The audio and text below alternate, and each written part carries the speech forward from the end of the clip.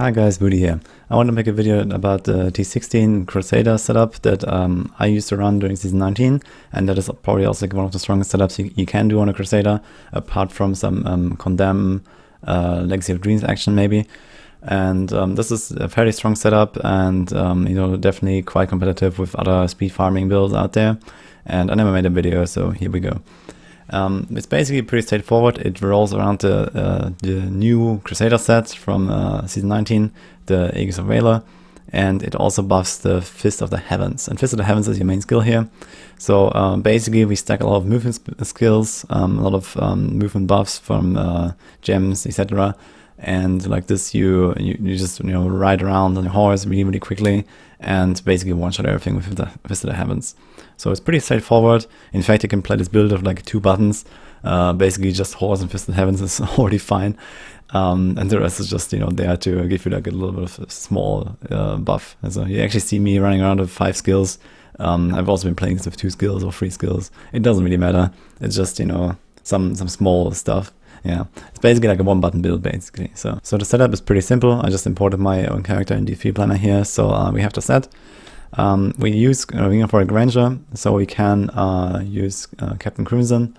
We don't really need Captain Crimson for this, like it's just additional damage, additional cooldown and so on. It makes your life easier, but it's not necessary. So you can just go to full set and maybe equip some other stuff. But yeah, it's definitely the best choice here. You can also go for Sage if you want, so that's actually an option, because you can go with the Sage belt and one other piece. So that works if you really need Death Breath, but Captain Crimson is a strong option, and Death Breath is not really something that is in short supply. Aside from that, Everise Band, as usual in T16 builds, you want this to pick up the globes and the gold for you. Paired with the Boot of the Hoarder, this is a very good choice here. You have Obsidian Ring to give us a little bit of more cooldown. We have Gogok in there for more cooldown and attack speed. And here we have a Squirt. Yeah, Squirt is not a permanent uptime, but generally you're one-shotting stuff from very far away, so it's pretty good and just the best choice here. And if once you acquire good items and you take a bit of care, you will have permanent uptime pretty much. Yeah, we have the 2-piece weapon set for the Crusader, the Steed Charge set. This is just a pretty nice damage buff. It doubles your damage basically for 5 seconds.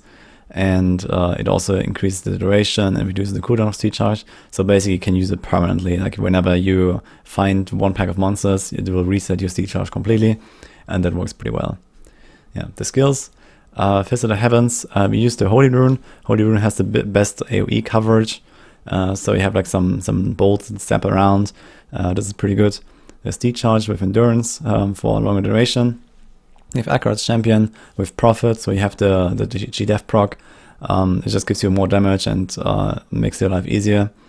Laws of Hope with Wings of Angels gives you a 50% movement speed buff. This is pretty nice, and you can also walk through enemies.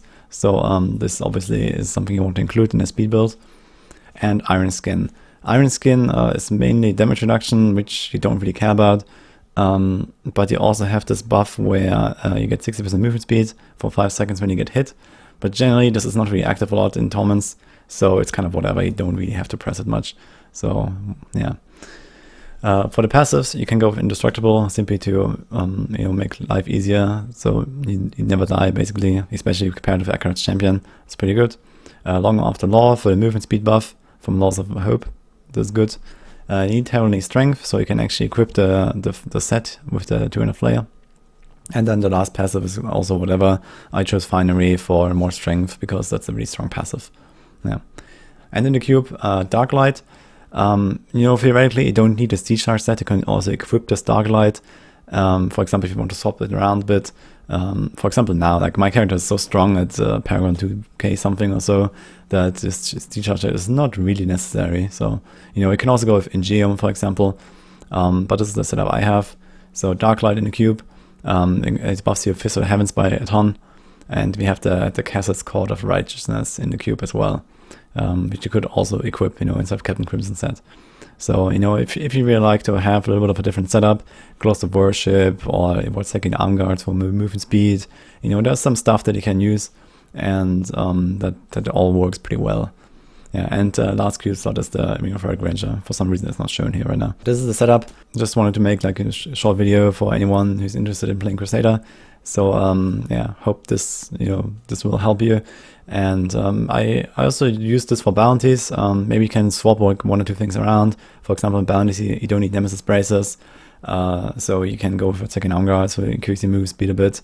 Or as like a last skill slot, you could include something like Heaven's Fury, because it's actually Heaven's Fury set, and it's like a little bit of a stronger nuke than the Fist of the Heavens. So when you want to kill bosses in a former T16 bounty game, for example, it's quite useful to actually one-shot them. But yeah, once the character is strong enough, Fist of the Heavens is fine for everything. So I didn't really bother with that at all. Hope you enjoyed this little video here, and I'll see you guys next time.